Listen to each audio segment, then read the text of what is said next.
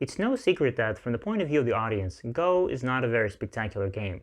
You can never compete with games like hockey or basketball. These black and white stones just dance on the board strategically. Just imagine that if you're watching a football game and the two teams were so skillful that they never scored a single goal during the match. I'm afraid that this will leave a lot of the people a little unsatisfied. But have you ever seen the games that were played in China some 300 or 400 years ago? Those games were different. They were not so strategic, and they were all about tactical complications, capturing races, running around, making shape, and fighting, and more fighting. And yet there was a player who would defeat them all, and his name was Huang Longshi. Huang Longshi's style was very different. It's not that he would avoid fighting, but he would fight on his own terms. He would never start a fight just for the sake of starting it. And yet he would always try to make his shapes stronger and thicker, and his opponent's shapes would be the only ones that would have weaknesses in them. The greatest Go player of the 20th century, Go Seigen, once said that Huang Longshi was at least the strength of Honinbo Dosaku. And you should know that Honinbo Dosaku is considered as one of the strongest Go players who ever lived, and one of the two Go saints of Japan. Go Seigen also added that if Huang Longshi was alive today, he would have at least 13 professional dan. So what was it exactly that made him so strong? Let's find out. Huang Longshi was born in Jiangsu province in China in 1651. Or was it 1652? Or maybe 1654. We don't really know for sure because of the differences between the Chinese and the Western calendars at that time. He quickly became known as a child prodigy, and people from other provinces would come to play a game with him. And when he was 18 years old, and he was still developing his style, and he was far from being the dragon that he would grow into later in his career, he played a match against one of the older time champions. His name was Shen Daiyou, and he was 80 years old at the time. Everyone thought that Huang Longshi might have a chance, but no one really expected what was about to happen. Huang Longshi managed to pull off a staggering 7-0 win in this match. And I'm going to show you one of the games that they played. Let's take a look at the game, paying attention to the style of this brilliant young player. Now you're looking at the board and you're thinking that I have already played the first 4 moves of the game. But no, the rules were simply different back then. At that time in China, every game would start with this diagonal opening. And what's more important, white would play first. And it was actually Japan who was responsible for unifying the rules. They introduced that the game would start with an empty board and black would play first. And now, as you know, this is the common rule standard. But in the 17th century China, every game would begin like this. And in this game, Huang Longshi takes white, so Huang Longshi plays first, and Shen Daiyou plays black. And there is no komi, remember? And this was a really common pincer. White immediately approaches and attacks a stone. Black approaches one more corner, and white tenukis and plays on the top. Today, we could consider invading this corner probably, but at that time, invasions in the corner were really not common. The corners were really undervalued, so white goes for the outside and plays a jump. Black responds again with this large knight's move, and this was a really common way of enclosing the corner, which we don't really use much today.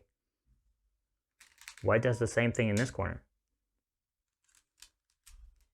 Another jump onto the side, approach, and a corner enclosure. Of course, nobody invades the corners.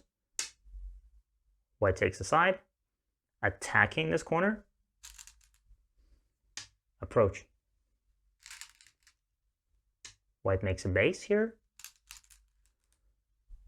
and black defends the corner. Now the corner becomes stronger, but not strong enough, as we will see in the future. White jumps.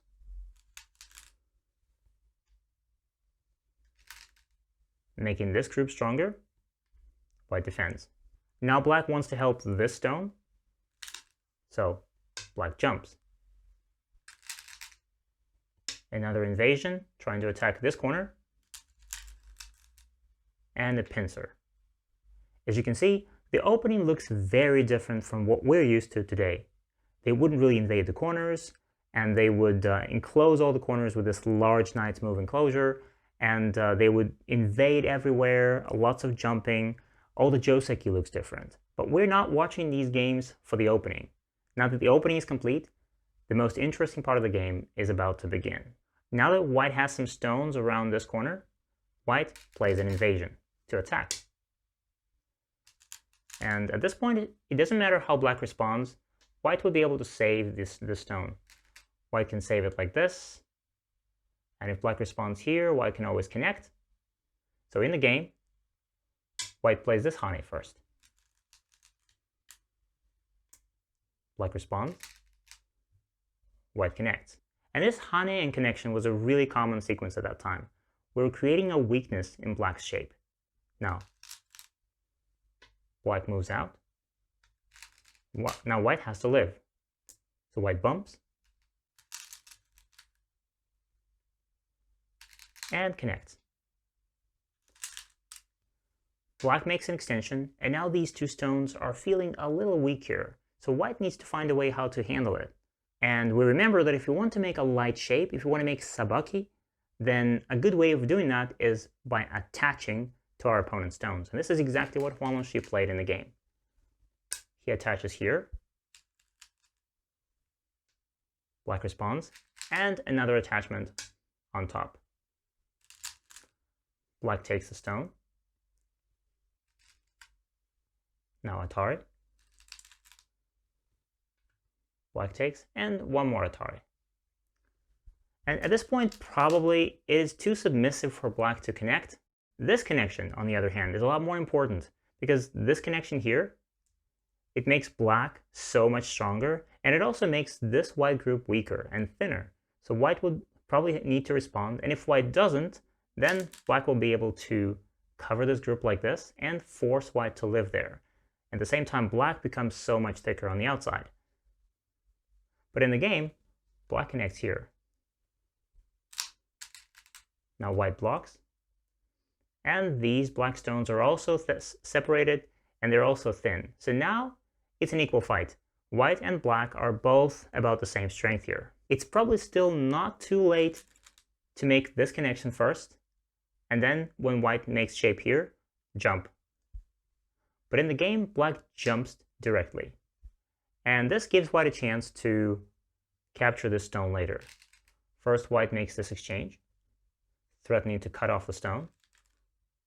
Black responds. Another sente move. Now, black only has one eye in the corner, and white gets some shape here.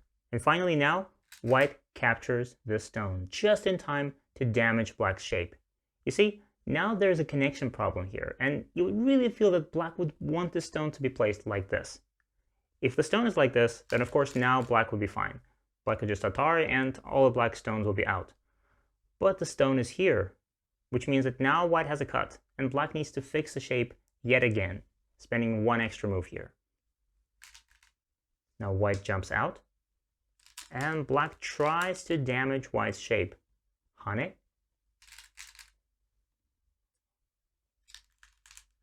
And now this move here, thinking that this is sente against the corner. In the game, white responds to this, but actually AI at this point thinks that this is the key point for both black and white.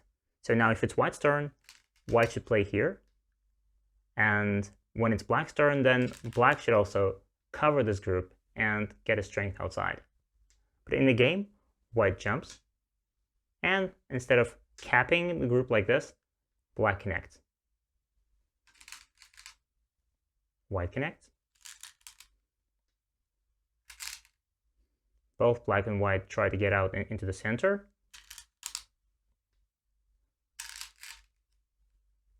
And white has a very good shape. Now white's shape looks so much better, and white is out into the center. But white still wants more efficiency. If, for example, white simply fixes the shape like this, then everything is fine, but at the same time, black could capture this stone, and the black stones will be settled. And Huan Longxi doesn't want to let this happen. So in the game, he extends like this, trying to attack black first. Black needs to connect. White makes his shape, Black connects. And white peeps here, making sure that black wouldn't have two eyes. Of course, now black gets this honey, and white's shape looks like it's in trouble, but white connects here. At this point, black can't cut like this, because now black has two cutting points here and here. White would cut and black's shape would collapse. So black needs to go back and connect here. But now white has time to cut and capture this stone. Atari. White escapes, and white stones, all of this white stones are settled. And here black finds himself in a bit of a situation because black doesn't really want to connect here just like this.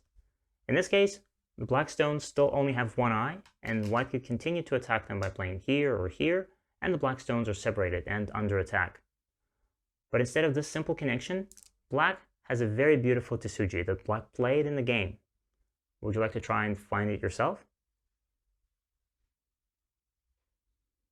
If you watched the course by Alexander Dinnerstein about attachments, then you've probably found this next move, because in the game, black played this brilliant wedge.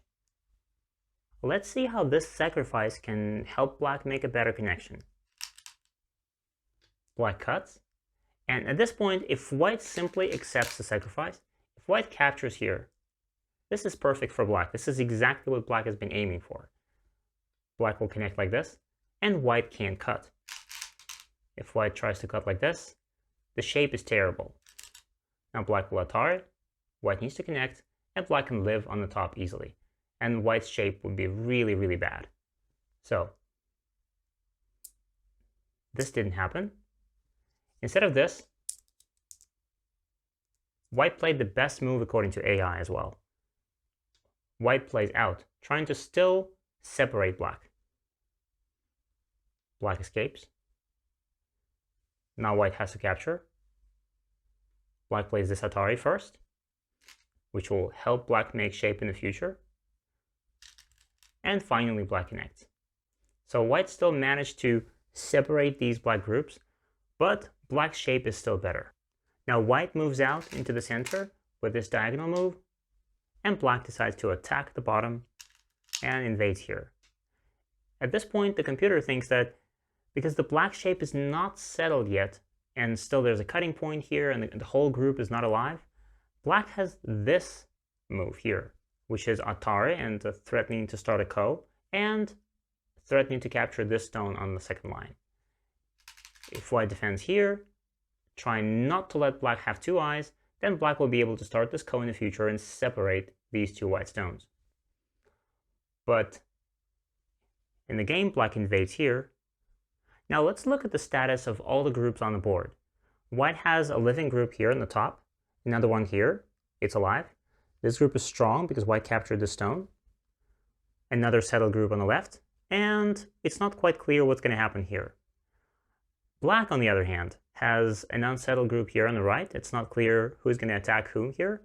There's a gap here. White can clearly invade, and there's still some weaknesses here on the left. So many weaknesses in black's shapes, and white makes an invasion here.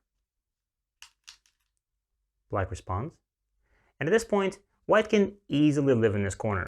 For example, white can extend like this. Black would have to connect. And white would play this. And then jump into the corner. And white is alive. Black loses all of the corner territory, but at the same time, now black becomes stronger on the outside, and black could take the initiative and start attacking white. And this is not what Hualongshi really wanted to have. So instead of all this, instead of jumping into the corner and living there, white decided to make his own position stronger first. White attaches here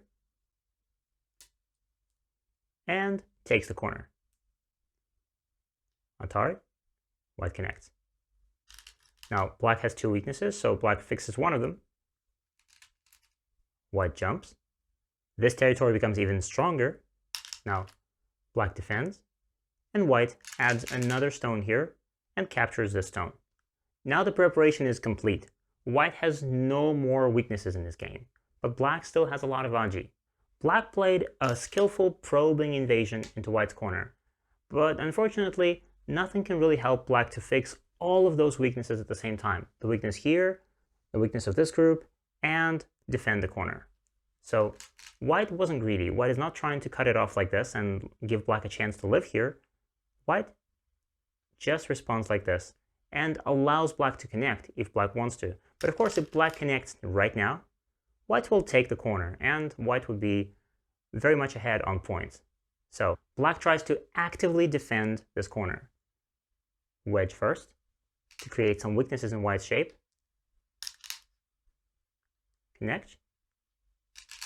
And white connects. And we get the same shape on both sides. Now, there is still Aji in the corner. So before fixing it, black makes this exchange. And white calmly responds. And one more endgame move, defending again, and trying to reduce white's territory. And one more. Black connects, and white connects. And it seems that white had to respond to everything, and black successfully defended the corner. And yet, black has to go back and fix the Aji. In the game, black made this bamboo joint. Why is that? Couldn't black simply maybe take the corner like this? Black could, of course, but in this case, the Aji in this corner is really serious. White has a lot of variations you can try inside, but let me just show you one of them. One of the variations that a computer suggests is that white could jump like this. Black could cut. Black can't let white live here. Then black pokes at the shape. White connects. Black needs to cut. But now, this is Sente. And this is also Sente, because there's a cut. Black and Atari, of course. But after this, black still needs to go back and connect here. And white gets to cut here, make a beautiful thickness in the center, and this is still Sente. Black needs to connect. And this result will be unbearable for black. Black still gets this small corner, but white gets so strong on the outside that white simply can't lose the game after this. So in the game, black had to fix the shape once again, and now the corner finally belongs to black. But now white can simply switch to attacking the next group. There's a weakness here, and this is a standard invasion. In the actual game, black had to peacefully respond with this. But the shape is quite standard, and do you know what would have happened if black played like this, trying to cut off this white stone? Where would you play as white now? The shape move in this situation is for white to play this Kosumi. Because after this, the whole black shape just falls apart. It doesn't matter where black plays. Now, if black tries to connect like this, then white plays here, and black gets separated. Black can probably still connect by playing something like this, but of course white with Atari, connect, and black doesn't have any eyes. If black plays here, then white can cut, or white can extend, white can do anything. So this is impossible, and in the game black plays here, which allows white to connect, and the entire black group is still very much in danger. Both players make shape. White gets some territory on the left. A forcing move. White connects. Black jumps out to make some shape, and do you see how this hurts the group in the center? Naturally, white splits, and now this cut really becomes a problem in the future. If white manages to cut here, and those stones will be cut off, then black could simply die up there. And just like we said before, AI thinks that the most aggressive response for black here is to play this Atari. But in the game, Shendayo played this peaceful connection. Now this shape is fixed, but of course now there's still a weakness here, because black didn't respond to this move. White peeps. White is threatening to cut off these 3 black stones, but at the same time, black doesn't have time to worry about that, because the entire black group is not alive here. Black needs to look for life. Black needs to make 2 eyes. So black crawls into the corner. And white ignores that and cuts off the stones. And the problem is that this is Sente, because white can later capture this stone. So black fixes this. White exchanges like this. Black pushes. And this pushes white naturally into this simple connection. Now these 3 stones are captured. And black still needs to add some extra moves to live. Black makes this exchange first. And at this point, black would really like to ignore this, this corner and, for example, play a big move somewhere here. Take this move, for example. This would be great, but unfortunately, black can't afford to play Tenuki. If black plays here, then white could Hane, or even simply, white could extend like this, and all of the black stones are dead. Black can't make 2 eyes, and you can check that by yourself. So in the game, black has to make this Hane, which is unfortunately not Sente against the white corner. White is all well connected, so white gets a chance to play here. So let's recap. Huanglongxi in this game had strong, impenetrable shapes everywhere in the board. At the same time, black, his opponent, had a weakness in this corner, a problem with this shape here, and a problem with the group on the top. All of those shapes had aji, had trouble, had weaknesses in them, and white could make use of those weaknesses to attack them. And just by attacking those groups naturally, just by seemingly doing almost nothing, Huanglongxi now has a 20-point advantage, at least 20 points of advantage. The game continued for several more moves after this, but there's no way that black can catch up after being so much behind. But making strong shapes everywhere and attacking his opponents with them was not the only thing that Huanglongxi was capable of. And in the second lesson, I will show you some more magical tricks that he could do.